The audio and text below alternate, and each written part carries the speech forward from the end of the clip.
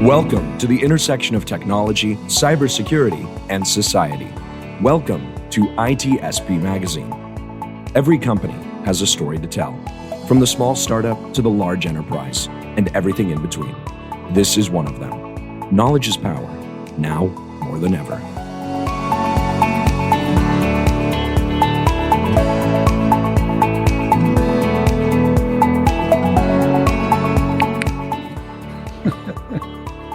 Marco, was that a bot? did you hear it? It was a bot. It was two bots. Two bots? Maybe I might have been 8. I don't know. They're multiplying. They're gremlins. They're gremlins If you- multiplying. if They're you already way sprinkle more water. than our first episode on this topic. If you sprinkle water on a bot, it multiplies. Maybe, I don't know, water in the server room is probably not a good idea, but I'm not technical. it's not our server room. It's somebody else's computer or IoT device anyway, so screw it. I'm more about fantasy thinking, so I can talk about that. But we're talking about something that is pretty real. And this is the second episode. They are real. They're not gremlins. They are real bots. They're real software running on real devices and within and perhaps even behind. We'll probably learn real applications causing real situations and real harm. And so we had, this is our second episode here, Marco, and we had a good chat with Ryan when he was on. Thanks again for joining, Ryan.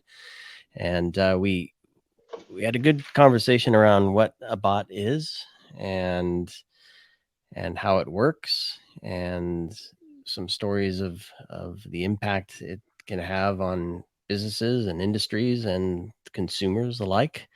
And we got to a point where we ran out of time, but there are more stories, Marco, and most importantly, we have a solution to help with some of this for businesses. So without further ado, I'm going to point everybody back to part 1 of this 2-part series so they can learn more about Ryan. And let's just get back into it, Ryan. We covered a couple customer stories, how you interact with the organizations, the things they think they're seeing, how you help them analyze and identify if it's a bot and how it's operating, and maybe another example or two to kind of help set the stage again here in this part 2, so folks can get their head wrapped around what a bot is and how it impacts business. Yeah, thanks for having me back on the show, guys. Great conversation, and happy to be picking this back up.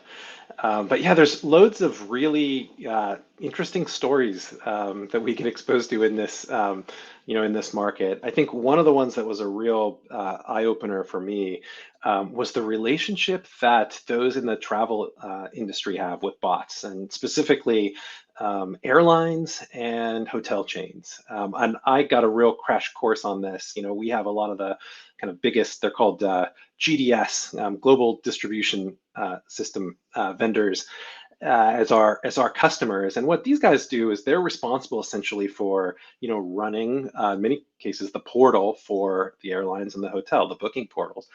And so they are subject to a lot of both good and bad bots. And so the way that these kind of manifest is, the good bots are coming from the online travel agencies and the aggregators, like Kayak or even Booking.com, and they have agreements with these travel agents and these aggregators to basically use bots. Go ahead and scrape to understand what our prices are so that you can make bookings on our behalf. And they enter into these commercial agreements, and they're allowed to do scraping at a certain rate during certain times, and they pay a certain amount for each of these scrapes. And so, what ends up happening from a bad bot perspective is sometimes these online travel agents and aggregators, even though they're authorized, will use bots in an unauthorized way. That's kind of the first, kind of case that we see a lot. But then we see a ton of unauthorized aggregators out there that are hitting these global distribution systems really hard, bypassing fees that the airline would or hotel would normally generate for these. And so one of the other things that we see a lot of is what's called seat spinning.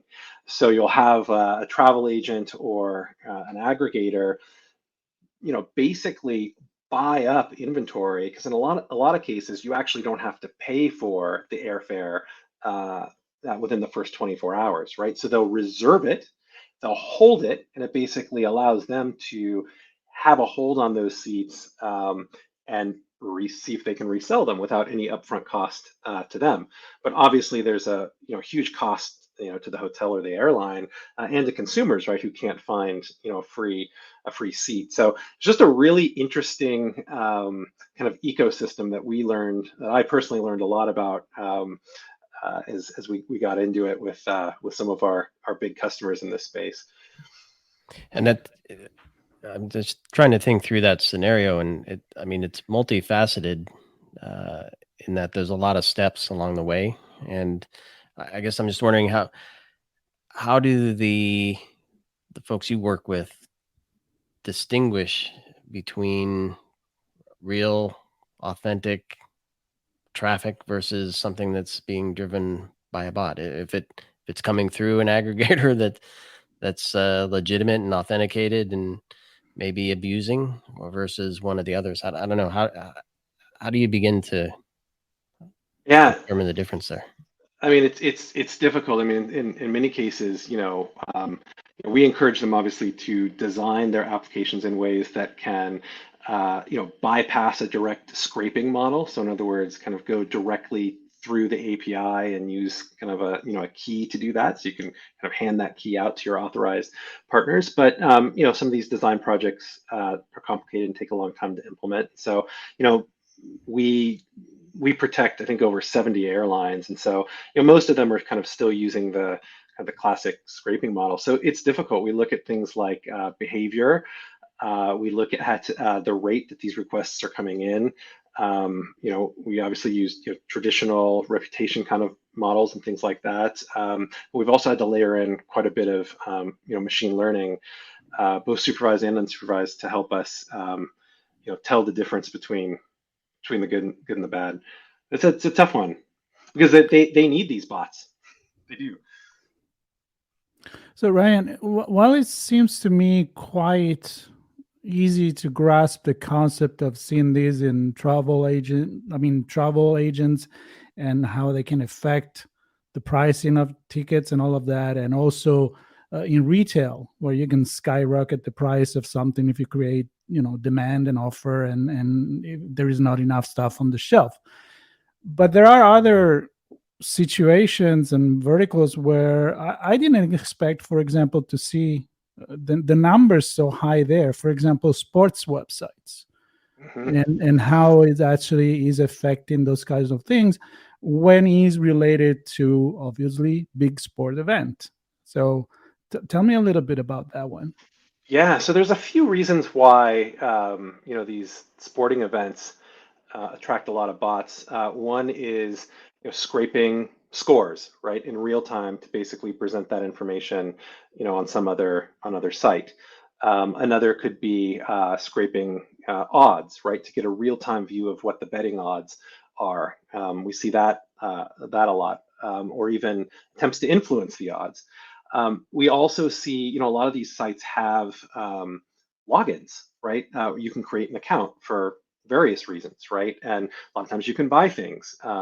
And so people are storing payment information. So that makes these subject and vulnerable to these account takeovers that we were talking about in the last episode. So those are kind of the main things that we see. And sports, gambling, and gaming, kind of as two categories: sports, gaming, and gambling, are two of the kind of top three industries where we see a lot of bad bot volume. Telecom being the third. And so, go ahead, Marco.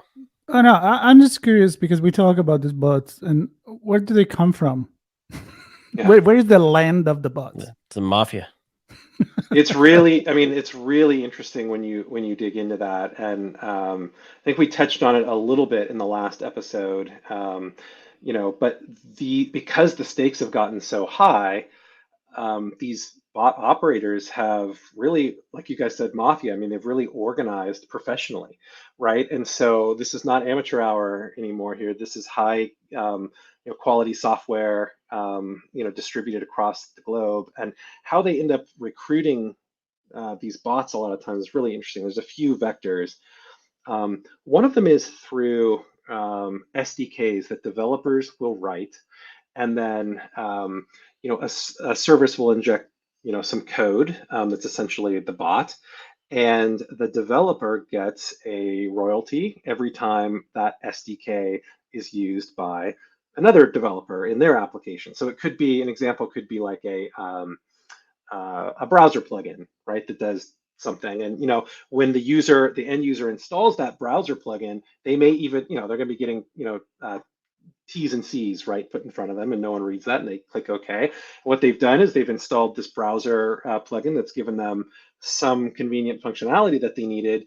But what they've done is they've effectively turned their workstation into their computer into a bot, a command and control type bot. So what happens is that browser plugin now is phoning home, right, phoning the kind of central control station and saying, hey, what do you want me to do? And central control is saying, well, here's the instruction, go attack this particular property. And what ends up happening in that case is, the request is coming from an actual browser, right? In the case of this browser plugin, so it looks legit, and it's coming from a residential IP network, like Comcast or wherever. And so that's one of the ways in which they're recruited. The other really common one is VPN. So people will, consumers will download VPNs in order to get around content restrictions for digital media, right? They want to watch some show in a different country or something like that. And so a lot of times malware or bots basically get installed that way. And then the third major vector is compromise of IoT.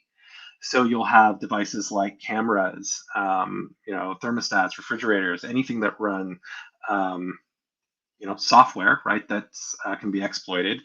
Often gets exploited and becomes another kind of command and control bot. I don't trust my refrigerator. I never did. I never will, Sean. I'm not going to eat that cheese from your fridge. Not a chance. No, I know he's doing something in the background. I just don't trust him. What can we do about it, Sean? Any ideas? What? Yeah, it's on top of my mind, of course, because Brian, as you're talking about all these sources, I'm thinking as a business owner, I don't control the ISP. I don't control Safari. I don't control the VPNs. I don't control the IoT device in Marco's kitchen, right? So Yep. I have no ability to do anything at that level, and that's where all these bots and the bot armies are originating. I can only handle and deal with something that's coming across and actually landing on my site and in my systems, in my application. So how do organizations take some of the first steps, let's say, to see if they have a bot problem? Then we can talk about actually addressing what they uncover. Yeah, in terms of, I think we touched on this in the last episode, but in terms of just real quickly, things to look out for, it's spikes in traffic, it's login attempts, it's low conversion rates on your products, lower than historical. It's actually, another thing we see a lot of is poor search engine optimization ranking, and people don't know why, right? And oftentimes it could be because in the case of e-commerce, competitors outprice them just marginally. And so the competitor's good is showing up, or content is being stolen, right? And that hurts your SEO ranking if someone else has the same, content. So those are the things to look out for. And you bring up a really good point, Sean. It's very difficult to block this stuff because it's coming from IP address ranges that your legitimate users come from. So that method of blocking IPs doesn't work. The reputation method typically doesn't work. And because they're masquerading as real browsers, it's very difficult. You can't put rules in place, basically, right? And so, actually speaking about browsers, one of the things we saw a lot of this year was a shift to bots emulating Safari. And at first, we were kind of scratching our heads, like, why the increase in bots masquerading as Safari. And the reason is basically because, I think it was earlier this year, Apple released these privacy enhancements for Safari that made it more difficult for advertisers and other folks to track you, right? Which generally is, a good thing. But bot detection software also uses some of the same techniques to fingerprint devices, right? And so, they're able to essentially benefit from that. And so we saw a lot of that. But it's a hard problem to solve for sure, and the traditional security models just don't work. Now, I'm wondering, Ryan, one more thought on where these things are hitting within the organization, because clearly, if you're losing money, if your gift cards are being abused, if you see a huge drop in completed transactions in your cart, and nobody's able to buy stuff, those are probably pretty obvious and pretty quick to identify and say, this is bad, we're losing money, customers are upset, let's figure out what's going on here. I'm just wondering, are there other scenarios that may trigger the sign of a bot that may not be as initially damaging? I'm thinking like HR websites for application submissions. I don't know if that's the real case or not, but I'm just thinking, are there other places where you might spot the presence of bot activity that may not be an immediate impact on revenue, but ultimately could have an impact on the business? Yeah, so I think we do see. It depends on kind of the industry, but spam, comment spam, and in the social media world, fake account, creation used to spread information or disinformation or spam. That may be another indicator. Otherwise, just looking at any sort of abnormal behavior. So a lot of modern advanced bot detection ends up being very behavior based or anomaly based. So you try to take a baseline, understand kind of what's normally going on, and you're looking at a bunch of different things. You're looking at, traffic, but you can't look at just traffic coming from one source now, because these attacks are now distributed. So you have to kind of take a global view. Looking for anomalies, looking for how somebody, how is a user agent or a bot or a human working through your site. Is that normal? Or has there been some, couple standard deviations, to the left or the right? And that kind of triggers flags. And so a lot of times these end up being kind of risk thresholds. And so one particular thing in and of itself isn't enough. You have to kind of take this composite view, in order to have an effective line of defense. The other thing we do a lot of at Imperva is when a browser purports to be a certain type of browser, we know what the capabilities of that browser are in terms of what's it look like from kind of an SSL negotiation perspective, or what kind of JavaScript functions does it support or not support. And so you can kind of issue these challenges in the background transparently to the user to say, well, this user is purporting to be on this browser, but is this browser really behaving as we know this browser with this particular subversion to behave? So it's really kind of multi-factor. And speaking of because that browser behaving generally might look a certain way, but the user within different applications might look different as well. And I know this isn't just a security problem. This isn't just a fraud problem. We talked a little bit about this in the first episode. So I'm wondering how you advise organizations to come together from, I don't know, what do you want to say, like a multi-stakeholder perspective, to say, yeah, you have to bring fraud and security and risk and IT and ops and legal and HR and app dev and engineering or whatever. How do you advise folks, and where does that stop, and you just need a holistic view regardless? Yeah, no, so absolutely. This is something that we talk to our customers about, all the time. So we see the primary stakeholders, tend to be, obviously security, as the practitioner, right? But finance and the fraud team, risk or fraud, tend to be involved because they have a lot at stake. Marketing for some of those marketing metrics that we talked about, they tend to have an interest in this.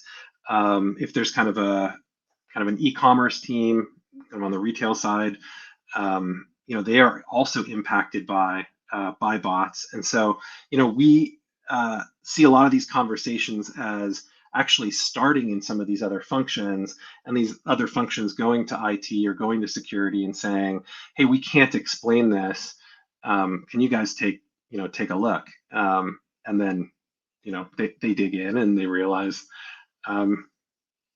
it's bots. And so at Imperva, we've been focused a lot on kind of this multi-stakeholder aspect, and so we've created a lot of reports that are specific to different stakeholders at the executive level, to kind of give them the information they need, to tell them how bots are impacting their part of the business. So I remember a while back we were talking about how it takes a Terminator to kill a Terminator.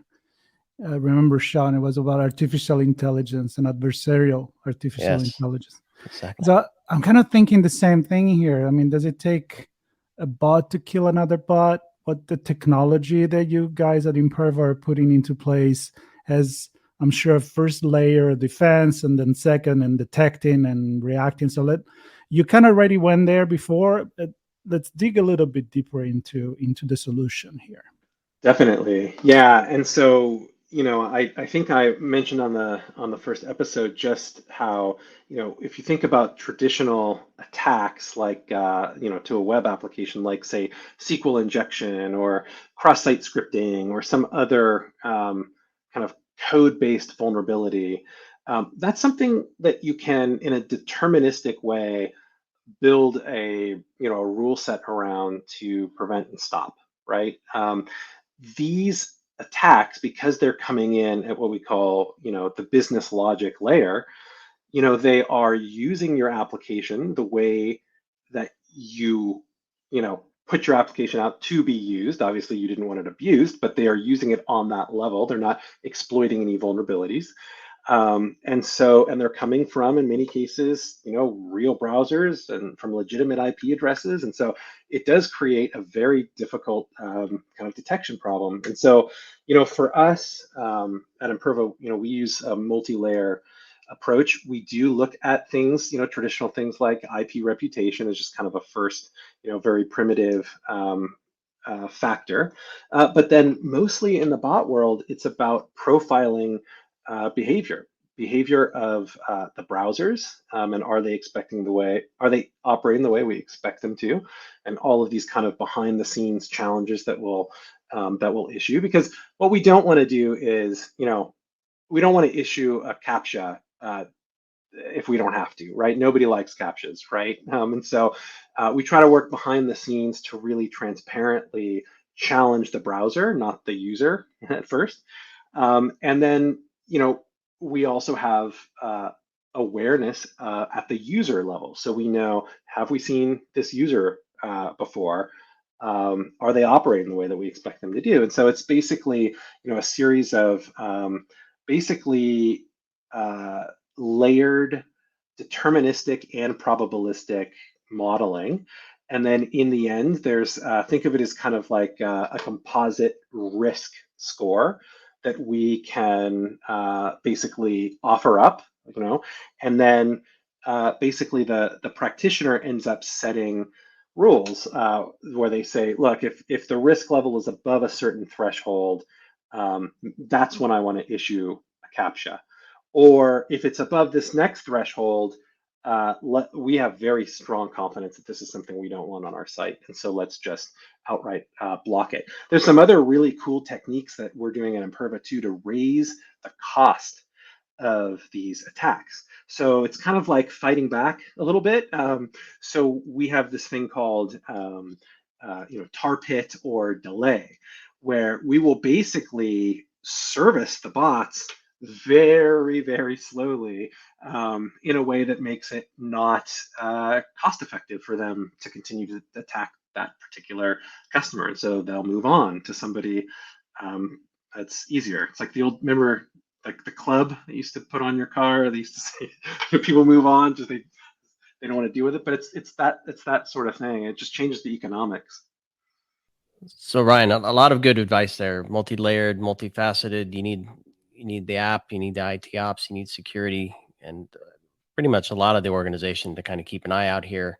You also need the technology and the partnership with somebody like Imperva to get that contextual view, get that dynamic view, help them build a product that's more resilient in the first place, and then enable IT and security ops and fraud and others to deal with this. So really appreciate you taking the time to share with us the findings from your bad bot report, which of course we'll be linking to in this episode, and would encourage everybody to listen to the first episode as well.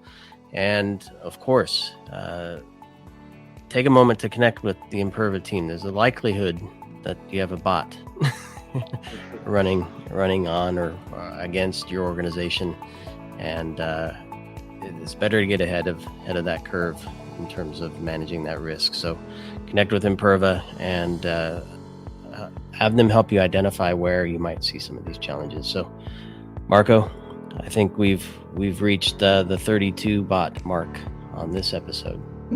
So let's not get to 64. There is so many bots I can deal with, and then I have to cut it off. But I enjoy the conversation as usual, talking to Imperva and Ryan. First time with you, actually second time, because it was a 2 episode. It was a real pleasure. I hope to have you back on again.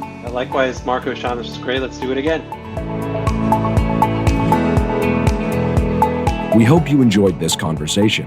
If you learned something new and the story made you think, then share itspmagazine.com with your friends, family, and colleagues. We hope you will come back for more stories and follow us on our journey. You can always find us at the intersection of technology, cybersecurity, and society.